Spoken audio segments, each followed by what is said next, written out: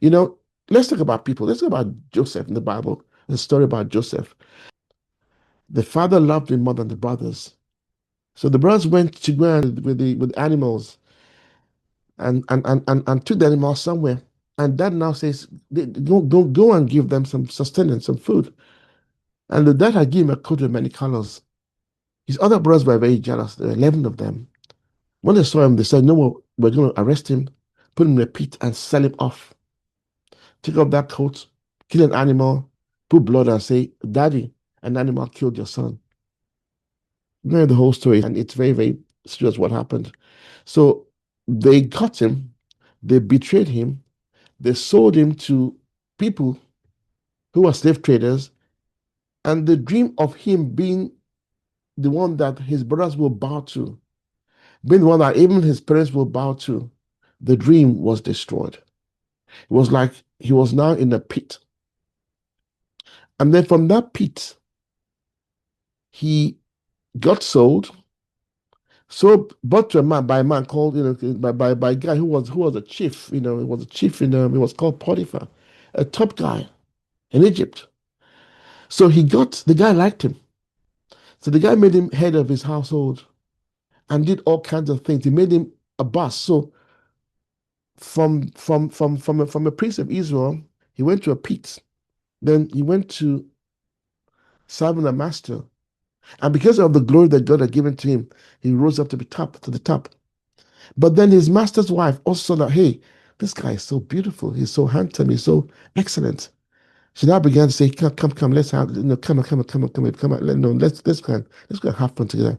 And Jesus says, I can't do that. So she now, because of that, she was angry and she lied against him. And then he was falsely accused. His faithfulness became, he became obscure and he was in prison. In prison again, he rose up and was even interpreting dreams for people in prison. But when they got out, they forgot about him. So the people that he helped didn't know they got out of prison. One of them got killed. One of them went back to serve them, serve Pharaoh, but they forgot about him until Pharaoh had a problem and Pharaoh needed help. And in that prison, they found him again and got Joseph out. In one day, he was raised to become Pharaoh's dream interpreter. And because of the way he did so well that Pharaoh made him the head of the whole land, second only to Pharaoh. So Israel was now struggling at this time with famine, and they had to go and look for food. It's a long story, but in the end, in one day, God restored him. His brothers came to look for food, and to cut a long story short, he saw them, he knew them. They didn't know him because they couldn't imagine that that boy in the pit was now in the palace. It couldn't have come to their imagination. So he was not in the palace. He knew them.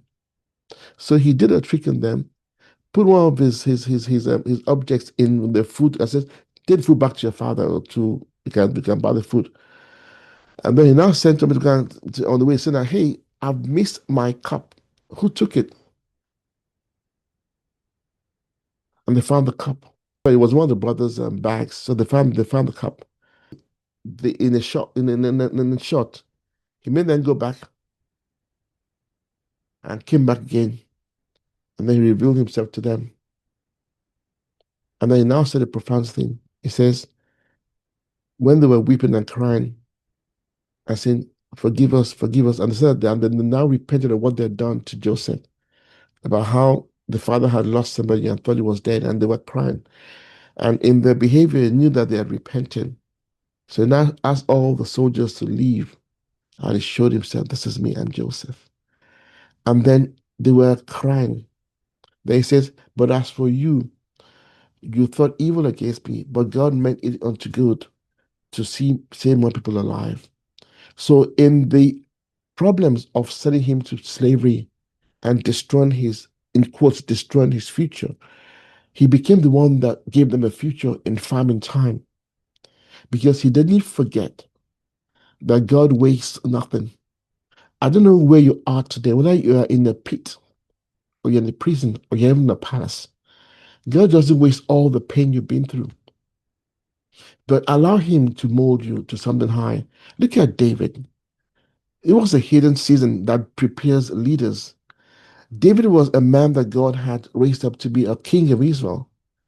But at one point, he had to run away because Saul wanted to kill him. And he was hiding in Adullam. He was leading a lot of people who were distressed. He was leading robbers, people who were just not nice people, people who were running from society. He was their leader because he had to run away from Saul, who was going to kill him. So he was like in caves. It looked hidden. The cave was not a detour from the crown, it's a training ground to your crown. So even though he was in a cave and it was like no one knew him, and he ended up going to the wilderness where Saul was hunting him. So, and David said, I will not take shortcuts because at one point he could have killed Saul. Could have killed Saul, but he did not kill him. He cut off a piece of his cloth and ran out again and says, Saul, here's me. Why are you trying to kill me? He says, I could have killed you, Saul, but I didn't kill you because you are the anointed of the Lord. I can't kill you, Saul. Why are you chasing after me as a insignificant animal? Why are you chasing me, hounding me like this? So in the wilderness, he still did not insult or attack his master. He didn't kill Saul because he was being prepared by God in the hidden seasons. And then he got to the crown where he was a public throne built on private faithfulness. The shepherd became the king. Shepherd boy to run away, hiding, now becomes a king. It doesn't matter where you are today. In those hidden seasons, God prepares leaders. So I don't know where you are today, where you feel that, you know what, I've tried so hard, also my business, I've done so. Chill out. God is going to prepare leaders in the hidden seasons. Then there's a guy called Paul. He had adversity, but that didn't stop him from making his purpose, from the prison to the pen to his purpose. And Paul even said, the things which happen unto me have fun are rather unto the furtherance of the gospel. That's Philippians 1:12. The things that happened to me have basically made the gospel go further.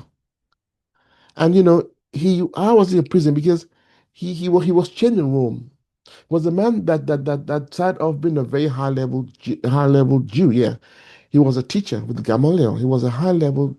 He was a top guy, Pharisee of the Pharisees. He became a Christian. Then he was now he had a he had to run, and the Jews were hunting for him. So in Rome, he was chained in Rome, and to every observer, he was now chained. He was now in prison. His life was finished. Ministry was dead. There was no hope. But then, from that confinement, he wrote the prison epistles.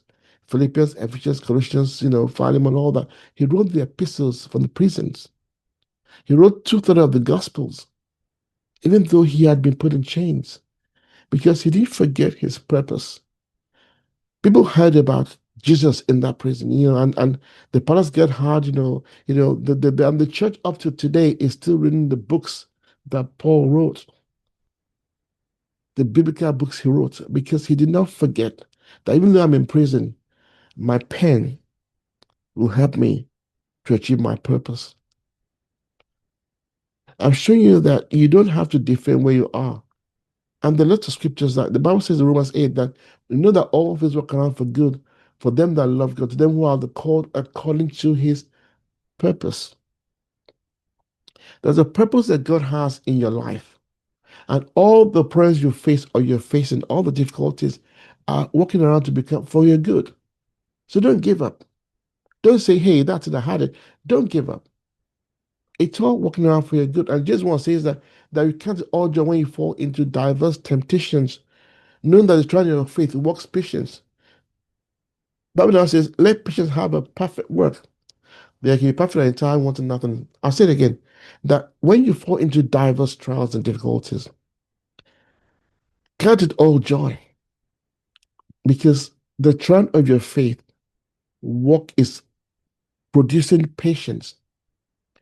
But patience, because you have a patient that even though he was in prison, he was patient. And that patient will produce answers. You have to let that patience have its perfect work. So you get to a point when you're perfect and entire, wanting nothing. Jesus says, you of course, Joseph said you thought evil against you, but God meant it for good. And Paul was saying that, hey, what happened to me? It just made me, it made me get better. You see, God will waste nothing in your life. The pit, the prison, the cave, the chains, everything that happens to you, God will not you to not waste. Just don't pretend, don't defend. Look for the opportunity in your difficulty. Nothing you face in your life is wasted. Talked about the woman, when we talked about the master class, about how she had scars, betrayal, rejection, pain, pressure, losses, warfare. I don't know what scars you face today. Nobody wanting you, you're stuck, your poverty, and you had a lot of almost you're bankrupt. You had headaches, you had depression, all those things, all the scars of your childhood, all those things. If you give God the scars, they'll become stars in His army, and God can transform the stars into a general. He can make you something big, something special beyond the worldly generals. You are a 5 star because you are beyond the world's 4 stars. God makes you a special general of grace. So, what are you going to focus on? Is it your scars or is it the stars that God wants to give to you? Are you going to focus on the problems, on the wounds, on the pain and the past, or focus on where you're going to go to? We talked last week also about how we talked before that how to you focus on the vision, not the obstacle. You hear me? Not the scars, not the obstacles, but the stars. So what are you going to do about it today? Are you going to fight? Are you going to quit? The choice is yours. You are in a battle zone. This is fight. You must know that every assignment you have has shock absorbers. Do you know yourself? Do you know what you have been created to achieve? You can fight or you can quit. The choice is yours. What are you going to do? You have to find opportunity in the challenge. How do you do this? Every time you are in trouble, go through the steps. What is my challenge today? What is it showing? What is it exposing? What is this challenge exposing? What is God developing inside me? What is God developing through in my inside strength? What strength is God making up inside me? What door might this challenge open for me? What are the doors that it can make happen? Who is watching my response? Have you got children? Got family? Because if you blown up at everything, you're telling them that you will always lose, that you cannot win. People are learning by watching you. Who is watching your response? Satan is watching your response. If he sees that you are crumbling, he will give you more of the same. God is watching your response. You know, if you use these things, you say, you ask yourself number four that what is God repositioning in my life? And what testimony is being written? If you look at these 6 questions, you can turn your trial into a window of opportunity. You see, you can turn that trial, into a window of opportunity. You can walk through them with a live example. You own it if possible.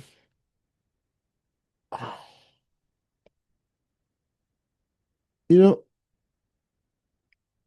when you expose these problems, it looks back at your character. It's like it looks back at what you can achieve. When you develop these problems, you're looking at, how do I grow? You know, you must try your best to say, what can I grow from this? What is God making inside me? What other things might God open? How do I grow in this? You know, how do I reposition myself? How do I turn this test into a testimony? Am I going to quit? Am I going to give up? Am I going to fight? You have to decide in what you face today that how are you going to show up?